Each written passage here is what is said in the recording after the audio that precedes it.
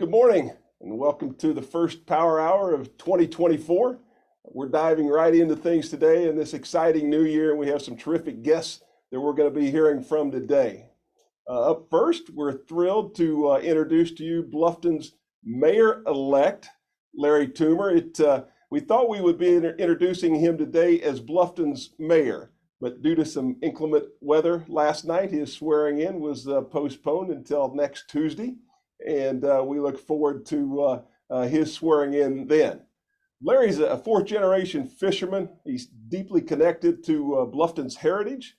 He's the owner of the Bluffton Oyster Company, which was established in 1899. He's also the proud owner of Bluffton Seafood House, which is a local favorite. He's a dedicated family man. He and Tina, now listen to this. He and Tina have 16 grandchildren and one more on the way. And I hope I got that right. So joining us now is a guy who really needs no introduction, but Larry Toomer, the future mayor of Bluffton. Mayor-elect, welcome, and we're glad to have you with us this morning. Good morning, Bill. Thanks for having me. So the 16 grandkids plus one on the way, correct? Yes. One on the way, coming in June. So all right. Well, congratulations. That's a big number. yeah, and fortunately they all live around here with the exception of 4. So that's a great job to have every day. If you ever get bored or anything and you want to get your mind off of the real world, it's easy. That's a great way to do it, I'm sure. Well, you were ready yesterday to be sworn in, and then the weather played havoc a little bit with it, and so I had to push it back a week. Yeah, and we probably could have pushed through it and got it done, but I didn't feel right by asking not just my family, but all the other residents and the people who wanted to be there for that night, to be out on the road. If something went south, and someone got hurt or something, I just wouldn't have felt good about it. Plus, with our security and officers that have to be here for those types of meetings, I'm sure they had their hands full doing other things and taking care of our residents. So to me, it was just the smartest thing to do and safest thing to do. A wise decision, and safety first always. I know Chief would agree with us on that. So, Mayor, tell us what you've been on council for a number of years, around Bluffton forever, very involved. Now coming in as mayor of Bluffton, what are some of your goals? What would you like to see happen as you move the town forward? Well, that's probably the most often question that I hear. The question I hear most often: what are you going to do different? What are you going to do different? First of all, I like to make it clear that I didn't run to replace our mayor. I didn't run against our existing mayor. We've had an awesome relationship over the last 10 years since I've been on council, and most of our incentives have been, we worked hard together, so not that we agreed on every little item all the time, but we had the respect for each other to listen and try to learn what the reason is behind the motive to do something. No matter if it was creating a park or changing something with in the town, our ordinances, and we just have been involved in what's going on or has been going on for the last 10 years. So my intent is to just try to keep making Bluffton better all the time. It's our residents, are the town. All the money that we spend to do things, it's the people's money. So just being a representative of them, open-eared, open eyes, open heart, and hearing what it is that our residents want and expect from us, is my big goal. It's not like coming in and changing the direction of the town. We have things, so many CIPs in progress now and on the books for the next couple of years. It's really amazing, the amount of changes and the improvements, to our town that you're going to see here in just the near future. So seeing those through, and especially, my pet peeve with our septic and sewer conversion, that I've been fighting for and working for long before I came on council, that will probably always remain my number one priority. Supporting our police department, keeping our people, when we have good people, making sure that they're being compensated in a way that they can afford to live here and they want to call this home. That's number two for sure. Number one, probably preserving our environment, our natural resources will always be on my front burner. We're making progress, and I'll never take my foot off the gas as far as that's concerned. But just getting along with people, having respect, and understanding, even if we disagree, we can agree to disagree. I think I'm just going to be me, Bill. That's the best that anybody could ask for, I think. And we're going to take a couple questions if you don't mind. Sure. We have a first question coming in from Paul Mayer, and Paul is asking if Bluffton has any new annexation parcels on the books. There is one in the process now, but I'm not sure. I think we still have another reading on it, or it may have already been completed. We've got an open mind. I have an open mind about that. I can only tell you that if someone wants to be a part of our town, I'm quite sure we would welcome them. If someone wants to be a part of our town to upzone, which means to build more than they can currently build, and I'm not really a big fan of that personally.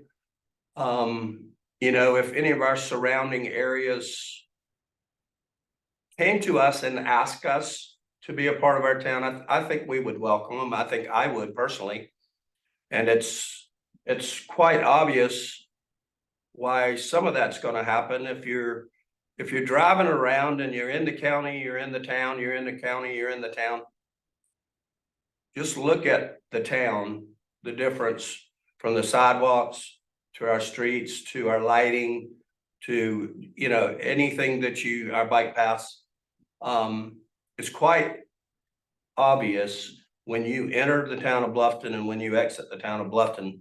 So I couldn't blame anybody for wanting to be a part of it, and we'll just have to wait and see. If they want to be a part of the Bluffton, then more than likely they would be welcomed.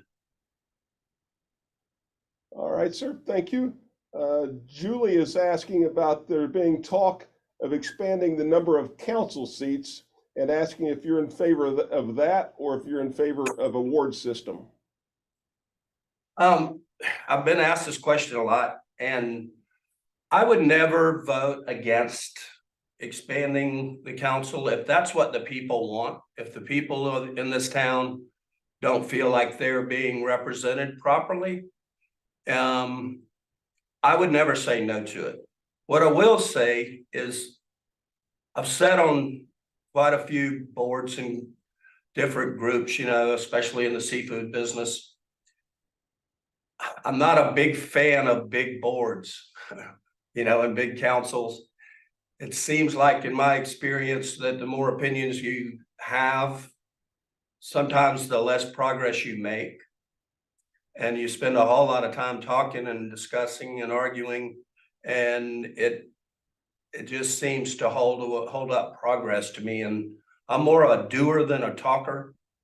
I know how important it is to meet and get everyone's opinions and all that. But then when you come to a consensus on an idea or a project, whatever it may be, let's get it done.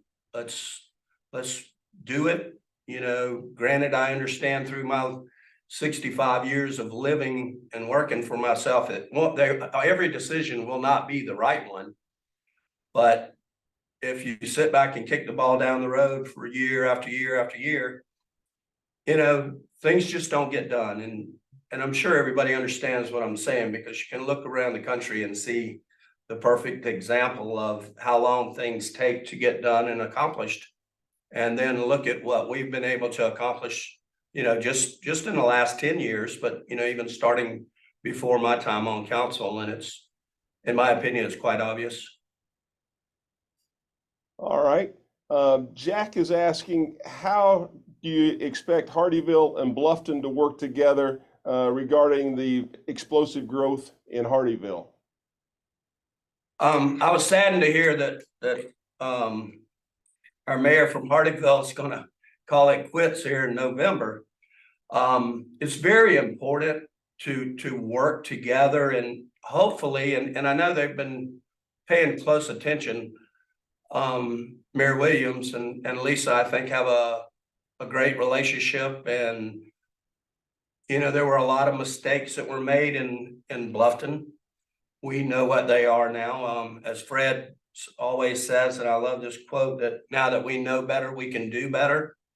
So I'm very hopeful that Hardeeville will look at some of the, you know, if you want to call them mistakes or boo-boos or whatever that were made in the developing of Bluffton, that not to make the same mistakes. So, you know, they have a right to do what they want to do in Hardeeville. Hardeeville's always been a little sleepy town with very little progress.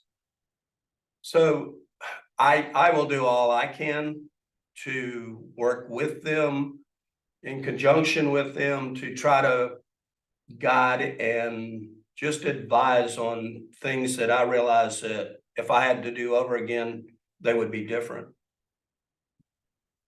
Okay, thank you. Our next question is being asked is, how will our healthcare keep up with the population growth?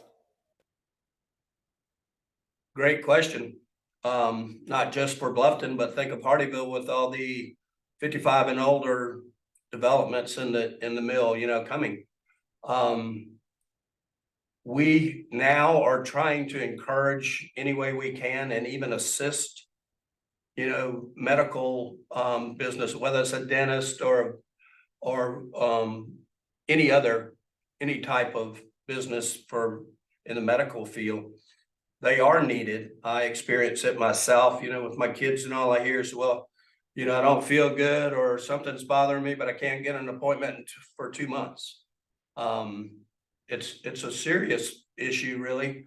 And it's one of the most often heard complaints from our residents. So we just have to keep working and trying to incentivize any way we can, and encourage, you know, more services to move to our area, so people don't have to wait, and also don't have to drive, you know, to Charleston or Savannah or other places to get medical attention. All right, thank you for that. You know, I guess maybe just a comment on looking at Hilton Head Island's mayor has been in office for a year now. You're newly elected coming into office. The mayor of Beaufort, newly elected coming into office. And then next year, Mayor Williams will be going out, and we'll have a new mayor in Hardeeville. What are your thoughts on the new leadership, and then the opportunities for the group of mayors to continue working together? You know, it's kind of scary when you think about it. It's like, wow, what did I just get into? You know, everybody just had the same positions getting out, and here I am jumping in. But that doesn't scare me. You know, I look forward to working with Mayor Perry and Mayor Cromer, all of the mayors in the surrounding towns. I have a great relationship with them as far as I'm concerned. I have no squabbles or any bad blood for anything that they've ever represented or done. And I'm really optimistic that we'll be able to put our heads together and just make, you know, the entire county a better place. And just, we have to start as realizing how one thing affects the other. You know, how does the traffic on Hilton Head affect the town of Bluffton? And, you know, if we come to some consensus on that and need to do projects, having the cooperation of all of us on the same page for the future is paramount, in my opinion. Mayor, thank you. Thank you so much for being with us today. We look forward to this next week, and then we also really look forward to Tuesday when you'll be sworn in. Okay, thank you, Bill. Thank you. Thanks for having me. Thank you. All right, Mayor, soon to be mayor, I guess I should say, of Bluffton. We're going to continue right on now with our Power Hour 2024 lineup. And we have another gentleman with deep roots who's deeply committed to Bluffton. And that's the Bluffton Police Chief, Joe Babkiewicz. He's been a dedicated member since 2008. And this Thursday, you can catch him at Bluffton's Night of Unity at Buckwalter Place Park. So joining forces with his team, the chief's going to be grilling hot dogs for the community. There'll be music, live music, inspiring speakers, and so much more. So here to tell us a little bit about that, Chief Babkiewicz. Chief, welcome and thank you for being with us today. Oh, thank you for having me. I appreciate it. Tell us a little bit about Thursday night and some of the things you're seeing from the being the chief of police in Bluffton. So, and you said it best, Bill, just talking about the tomorrow night. We're really excited. This is something that has been in the works for a while. It was originally scheduled for September, but the weather did not cooperate with us on the night that this occurred. A while back, I met with the Buck Island Simmonsville committee, and one of the big things that they talked about was we as a community do a very good job of getting together during times of tragic events and just pulling everybody together and just talking about it. But somebody said, you know, why don't we get together when there's not a tragic event? And that really resonated with me. And so we came up with a plan to just create a night of unity, a night where we involve the majority of our local faith-based organizations. They come in, we have some of our elected officials coming in, and really it's just a night of just positivity, a night of just getting to know your neighbors and getting to know your community. And we are going to have some of our community outreach programs to make people aware of some of the things that we're doing in town for this year. And we'll be educating the public on that. But it's really just a time to get together, enjoy some free food, and just have a good night of fellowship and some positive interaction. Chief, that's a terrific idea and such a great opportunity to have it. And looking forward to a wonderful celebration and hope that we have a wonderful turnout for it. Anything else you'd like to chime in before we move on? No, just it's a free event. Come on by. We are going to have parking behind the Evercore building for people to walk over, bring a chair, and dress warm. All right, Chief. Good to see you, and thank you for being with us today. Thank you. All right. Now we're going to take a look at the new legislative session in Columbia. And joining us now is our state senator, Tom Davis, a respected figure in politics since 2009. And, you know, I'll say that Tom is, if he's not the hardest working state senator, he is very, very close to the hardest state working senator in South Carolina. He's a busy man in Columbia, serving on 6 committees and chairs the powerful Labor, Commerce, and Industry Committee. And so, Senator, we're glad to have you with us. Tell us a little bit what you're looking forward to in this legislative session. Well, thank you, Bill. It's great to be with you guys as always. And we did start the legislative session yesterday, Tuesday in Columbia. And I filed 2 bills that I'm the primary sponsor on. One is in regard to a comprehensive look at how we generate energy in South Carolina to make sure that we have enough baseload capacity and to make sure that our grid is resilient. And the second comprehensive piece of legislation I filed is in regard to our public health agencies, how we deliver public health services to South Carolinians. In regard to that first bill, the energy bill, there's a little bit in it for everybody here in terms of the stakeholder community. On the one hand, we have to recognize that in the near term, we've got to bring more gas capacity into South Carolina, more natural gas. We have an abundance of natural gas in the United States. We've been working with North Carolina and Virginia and bringing the Mountain Valley Pipeline down into South Carolina so that we have access to that natural gas. And it's going to be absolutely critical for our utilities, being Santee Cooper, Dominion, and Duke, to have access to that natural gas to make sure that we have capacity on the grid so that there's not rolling blackouts. So we have the ability to attract economic, investment from other states or other parts of the world that are looking to come to South Carolina. And at the same time, we also want to spur innovation in regard to small modular nuclear reactors, hydrogen. We want to go ahead and encourage solar farms. I mean, there is a place for renewables in our energy portfolio as well. So the bill also focuses on that. So it doesn't really fall into any particular camp. I mean, I've tried to take a very pragmatic approach with this bill, making sure we've got enough energy in our baseload so we can meet our needs, making sure that our grid is not suspect to terrorism or attacks or failure with extreme cold events. And at the same time, making sure that we're not locked in exclusively to older technologies, to coal, to gas.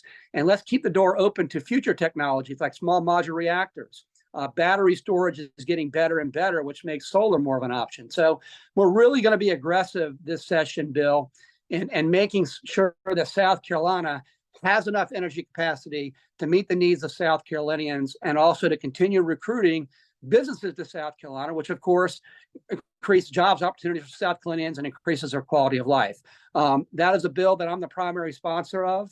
I've been asked by Senate leadership to be the floor leader on this bill, and I'll be working on that very intensely over the next few weeks.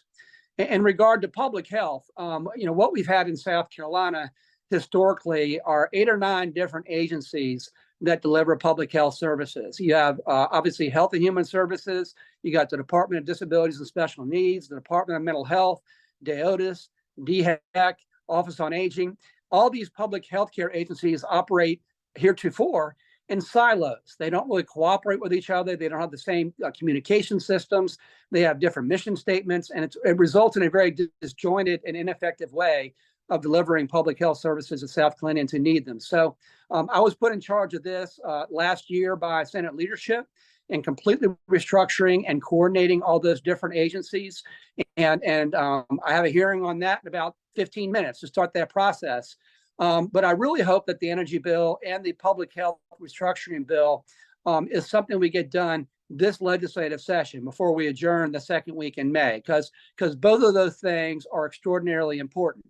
And then the last thing I will say, Bill, in terms of legislative priority for me, are roads and bridges. We have critical road and bridge needs in my district, and particularly Southern Beaufort County, Southern Jasper County. I want to make sure that the widening of I-95 in each direction to 3 lanes and repaving it from the bridge that comes over from Georgia all the way to exit 8, that's already been permitted. The money is in place. It's been fully engineered. And the DOT is in the process now of issuing contracts, and getting the workers on board. Hopefully we can keep that moving quickly. So that's there, and that's going to happen. And I'm, overseeing that to make sure there aren't any hiccups or no delays.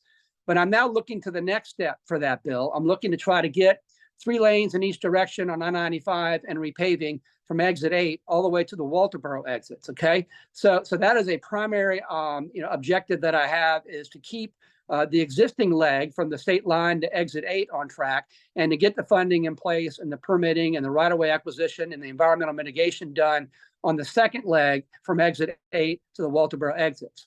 Closer, to home or closer to my district, we've got to do better with I-170, Highway 170, and with Highway 278, both in terms of increasing capacity, repaving areas that need to be repaved, putting up signalization in places where it's extremely difficult for my residents to get out onto the road safely. In many instances, they're having to cross over 2 or 3 lanes of traffic. It's very dangerous. So I'm focused on that as well, both the upgrades to 170 and 278, repaving, better signalization. Argent Boulevard desperately needs work. I mean, that's a very dangerous 2-lane road. that forms what I call the triangle near Sun City Hilton Head. The triangle being 278, 170, and Argent Boulevard. That's being looked at comprehensively. And then finally, I would say bringing the Hilton Head Bridge Corridor project in for a landing. I really want to applaud the people of Hilton Head for making this project their own. I mean, 3 years ago, when the DOT first presented these plans, it was something that engineers had come up with here in Columbia. And in good faith, they did the best job they could. But the product they came up with, Bill, really wasn't consistent with the values of the people on Hilton Head Island and in the greater Hilton Head area, both in terms of aesthetics, functionality, the impact that it has on the Native Islander community on Hilton Head Island. And so over the years, last 2 or 3 years, we have made substantial improvements to that plan, and it's a much better work product now than it was. I think we're in the home stretch of that now. The town of Hilton Head is doing one final analysis in regard to what that looks like and how it can alleviate the traffic congestion in a way that's both aesthetically pleasing and it doesn't impact the Native Islander community. It's my expectation that sometime in the next few months, the town of Hilton Head will have all the information it needs to then go ahead and decide whether it gives its municipal consent. And that's the last thing that's needed, is for the town of Hilton Head to get the municipal consent for the project to move forward.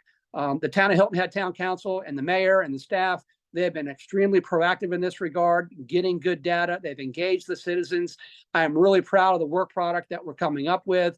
And I think we're in the process of finalizing that in the very near future. And then the final thing I would say, Bill, is I continue to look, in terms of the budget process, to areas in my district that can benefit from state appropriations, whether it's the Technical College of the Lowcountry or USCB or Mitchellville, or trying to finalize and give relief to the St. James Baptist Church that's been impacted by the airport, Performing Arts Center, Deep Well. And there's all sorts of great NGOs and nonprofits and local projects that I'm going to be in the trenches here in the budget process to make sure that Beaufort County, and in particular my district, Southern Beaufort County, gets an equitable allocation of those dollars. So I am really excited about 2024. We have a great delegation up here in Columbia, Bill. I think people need to be reminded that the Beaufort County delegation right now, our legislative delegation, is the single most powerful delegation in the state. And let me tell you why that's true. We have more committee chairmanships in our delegation than any other county in the state. We have Weston Newton, who's chairman of the Judiciary Committee. We have Shannon Erickson, who's chairman of the Education Committee.